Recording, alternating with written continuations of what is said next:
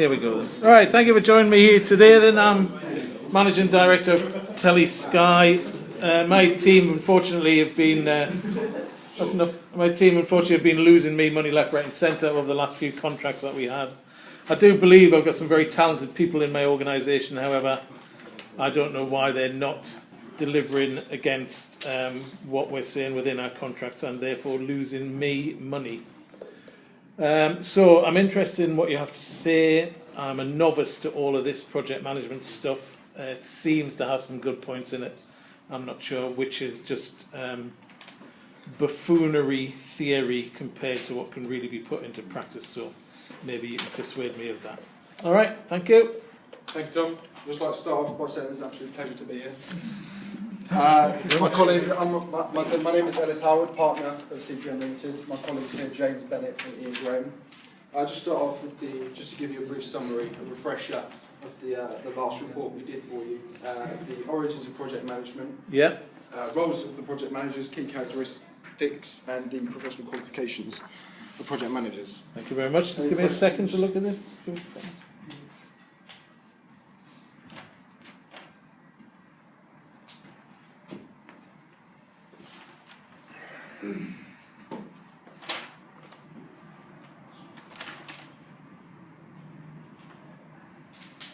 What's this Gantt chart? Gantt chart, industrial field, isn't it? Yeah, so Gantt chart, it will show the program of works. I'm going to go on to talk about programs and how project managers can implement them into work. And it's basically, it programs out what you're going to be doing, the schedule of works, and it tells you how long it's going to be, and just so you can plan exactly what you're going to be doing. Okay. I'll go on into more detail if you like. All right, I'll ask you. I'll make sure you do that. Yeah.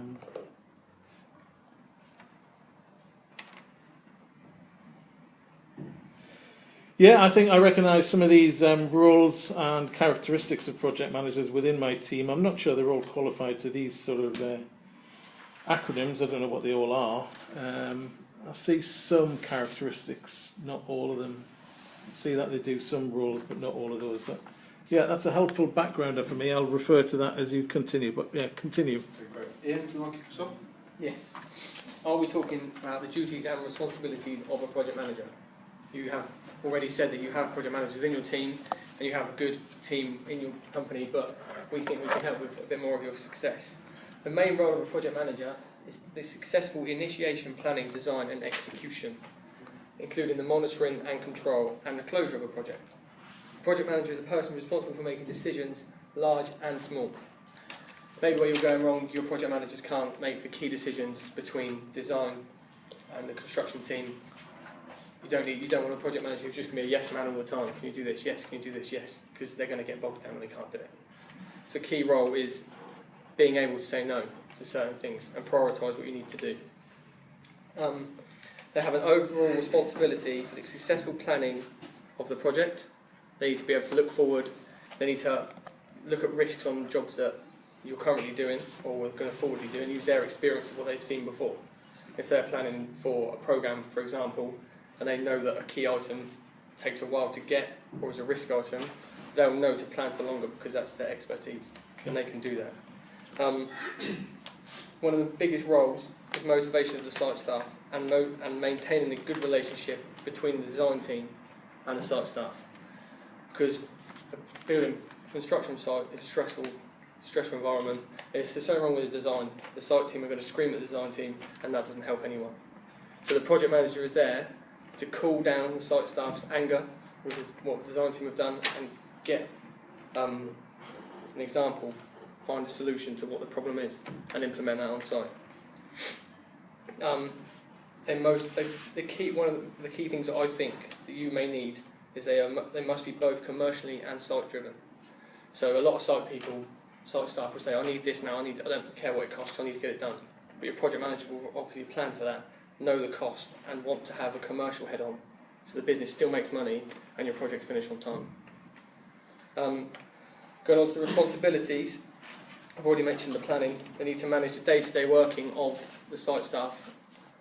Obviously in like a hierarchy, project manager is above your site manager, so the site manager will report into your project manager. They normally cover a couple of projects at once and any problem will go through the project manager and he will be able to guide the site staff to what they need to do. They will also need to report progress on projects and help the commercial side of the company utilising the surveyors, sit with them, do their cost reports, which will obviously benefit yourself when you look at your overall for that project, if you're making money, if you're losing money, and going before the end of it, you'll know where the money's coming from. If you are losing money, then you can change something on that project. You can downspec one of your houses to try and get more money back into your budget.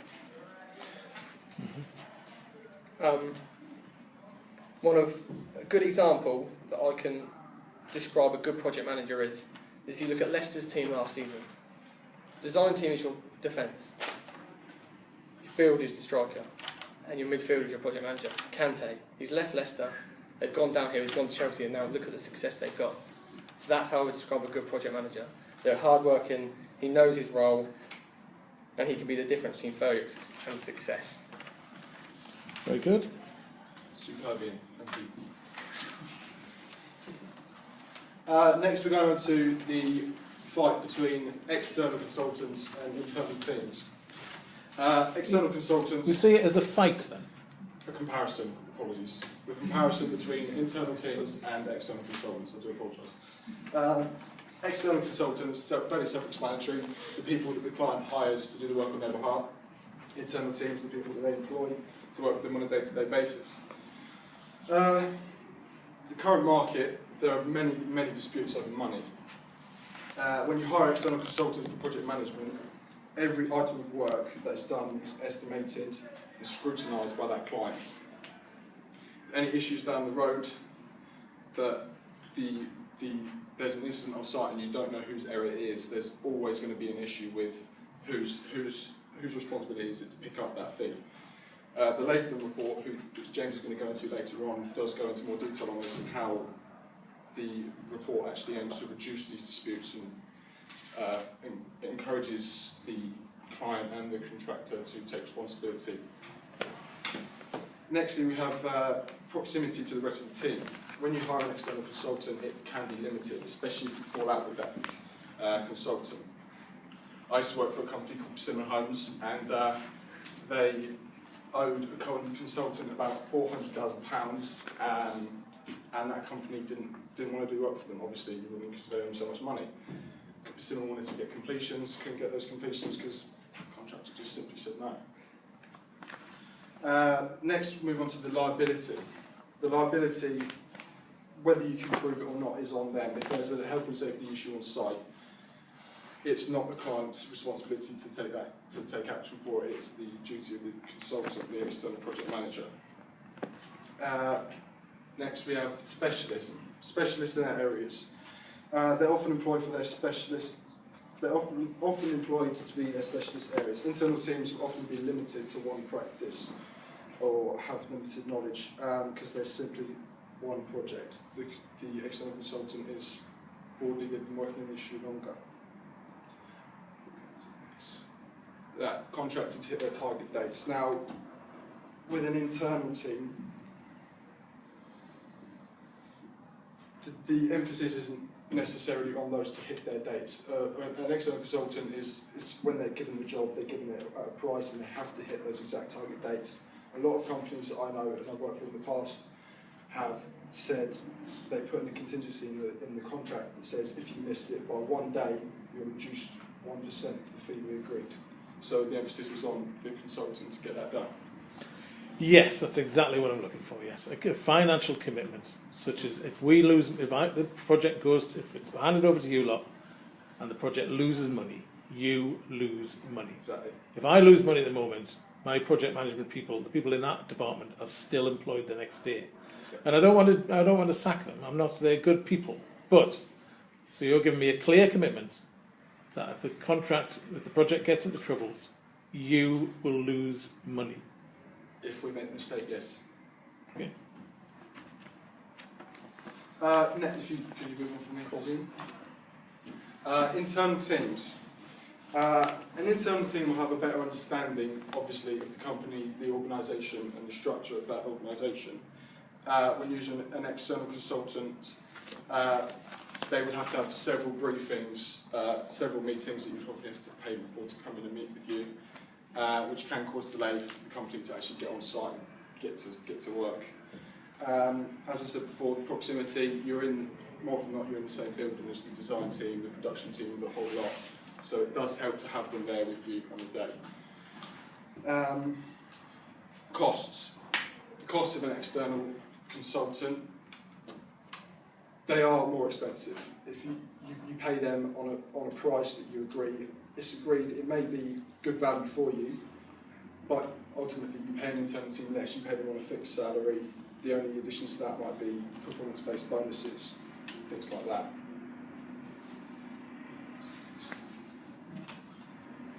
Lack of focus. Obviously this depends on the competency of your team. An internal consultant will often have 3 or 4, sometimes between 5 and 10 projects on the go at one point, which doesn't help anyone. An external consultant will have the ability, more often than not, to see your one project through from start to finish, which does help you in the long run. Limited in-house talent. I suppose that links on to earlier when I said about the specialism of the external consultant. Contractually easy to get out of, as I said earlier with the cheap cost aspect.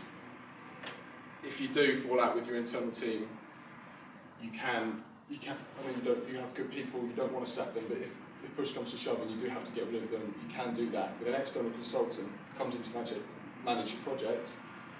They're there from start to finish. You've agreed that chunk fee. It's a lot harder to get out of that contract than it is with someone from your internal team. You with me? Right. Next, James, if you'd like to go on to... Yeah, so I'm going to talk about the relationship of the project managers with the design and production team. So, as we sort of mentioned previously, it is extremely important that the relationship is close and direct. The project managers are the link between the site team and the production team. They're there to help both parties get the job done. Because at the end of the day, you've got the site team that are managed by their programme and the sort of production design team that are majority of the time managed by cost, and the project managers there to link the two together and make sure both is achieved. So the project managers, they've got to be considerate to others, they've got to be considerate to the other people's programmes and schedules and make sure that they're not demanding something that's ridiculous because they wouldn't expect it of their site team as well. Yes, going on to managing their programmes, timings and production on site. As I said previously with the Gantt chart, the project managers use the Gantt chart. They schedule in their work, so say they know something's going to take 2 weeks, and once they finish that, they then move on to the next job, which is a week. If that first job only takes a week, they can pull the programme forward and then build in a saving that might come through because of that. Or if it overruns, they can tell you straight away that there's going to be a loss or a 1 week overlap. Trust. Yeah, that's clear. Yeah, trust is a big thing with the project managers and the design and production team. They need to be both parties need to be competent and knowledgeable of each other's job, so they need to know what pressures they're both under, and it could be in Telesky construction that hasn't been the case. They're not knowledgeable of the other person's job. It also could be, because I know there's a lot of movement in the construction industry, it could be that someone's come in that's new and there hasn't been that relationship because they've only been there a couple of days and there hasn't been the communication that they need. A couple of recommendations off the back of that I could make is that you have a meeting. If there's someone new that comes in, you have a meeting with your site team and production team on site where you actually walk around the site and you can actually see firsthand what's going on. You look at the programmes, you look at what you've got scheduled in, you look at your units that are coming out in the next couple of weeks, months, years. Also having PS2s and PS3s. In companies that I've worked for in the past, you have a PS2 and PS3 before the site starts. What are they? They're like a pre-start meeting, that's what it stands for, PS2. So pre-start is where you go through basically all the legal constraints, everything, the drawings, you go through them. Majority of the time it can last a day, but you sit there with everybody and you discuss everything, programme, everything. So going on, the programme is what they work to and aim to. I've touched upon that already. They need to have a good understanding when dealing with different types of people, when dealing with both site people at site level and people at management level as well, because they are the link between two. I mean, the design and production team they're not dealing with the site team on a site level as much as the project managers, and that's where the project manager's job might be slightly difficult, because he's got to deal with both managers and also labourers and people that sort of at the bottom. So some other recommendations that I could make is sort of team building exercises with the project managers, design team, site team, so that everybody gets to know each other, so that they're not sort of afraid to call them and contact them and keep that communication going. Also, you could have scheduled in phone calls. It might be something difficult to do, but it could be that you turn around to your staff and say, you need to call the project manager once a day just to double check that everything's okay and there's nothing urgent. I mean, it's going to save, in a week's time, him calling you and saying, you need to get this done today, when it can't be possible. The Latham report, Ellis mentioned that we'll touch on this. This also could be a recommendation that your design and production team and your project managers look at the Latham report. It was published, I can't remember the date, the year it was published, I can find out for you and let you know. But it will, it promotes the sort of care for the customer, because Latham noticed that there wasn't care for the customer and there wasn't, that management system in place that meant that the customer received a good product, and that sort of promotes the communication and management. Thank you very much. It's not mentioned in this background though, so I'm a bit surprised about that. Anyway, never mind. What's that, the Latham report? Yeah. In there? All right.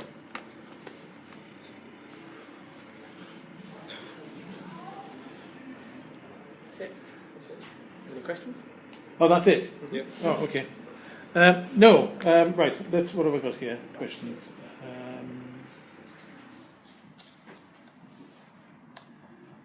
No, I'm okay with all of that. I think you've taken through the key points that I was asking to hear about. And I was particularly interested that you had some real experience to fall back on. Right, my one question though is this. Okay. You said you're willing to take a financial hit on the project. Okay, so that shows you've got great confidence. Okay. And it's a question for all of you. However, my company's so big, I can make your company go bust tomorrow. Right? So, although adding a bit of financial risk is good, it shows confidence, it's not my primary concern, okay? Because I can make you go bust straight away. There's no relevance really on the scale of my business compared to yours. So if it's not money, what is the key benefit that you bring into my organisation? This is exact procedures we've just gone through, the three of us. You said yourself that the procedures you have in place, so you're going through a bit of a sticky patch at the moment, and that's what you've asked us here for, advice.